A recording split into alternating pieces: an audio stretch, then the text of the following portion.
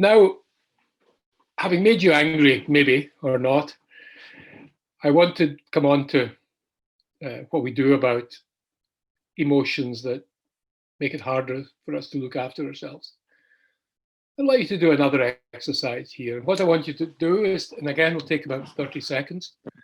I'd like you to close your eyes and take a long, slow breath into the count of 4 and out to the count of 6. Okay? Your own count. I'm going to do it as well. Okay.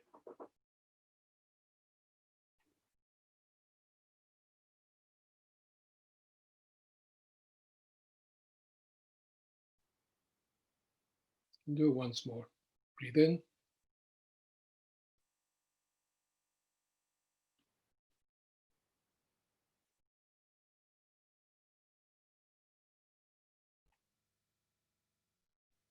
And do it a third time.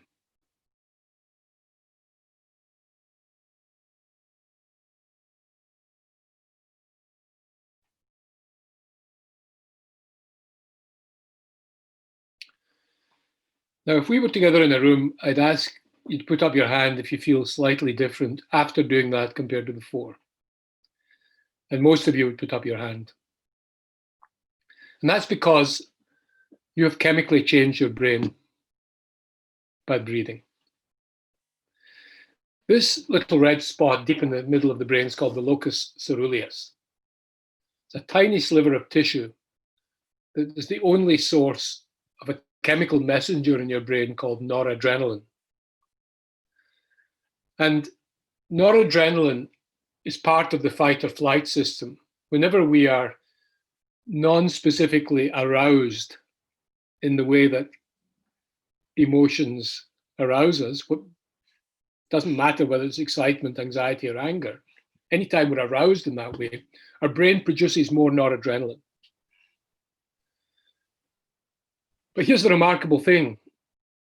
That little sliver of tissue is exquisitely chemosensitive,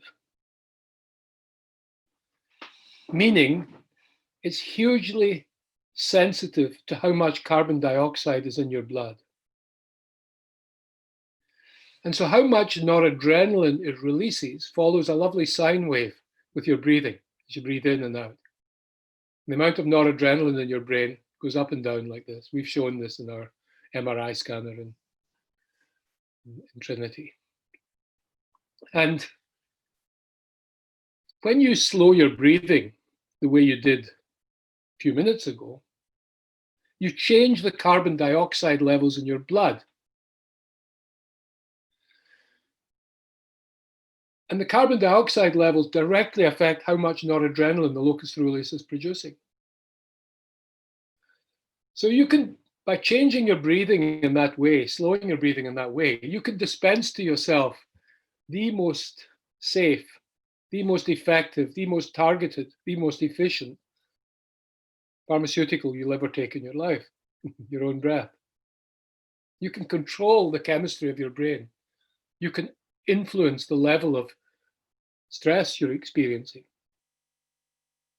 by controlling the levels of noradrenaline via the carbon dioxide in your blood, which is controlled by your breathing. Locus ceruleus. So I'm going to give you a few tips today, and one of these is to use your breath to change your brain. Noradrenaline is a remarkable neurotransmitter because it sharpens our brain function at the right dose. It helps us be focused and perform well in the right dose. But when there's too much of it, our brain underperforms and contributes to the stress we feel if we're feeling under pressure or stressed. So being able to control the levels of noradrenaline in your brain is a huge tool that you have at your disposal anytime you want.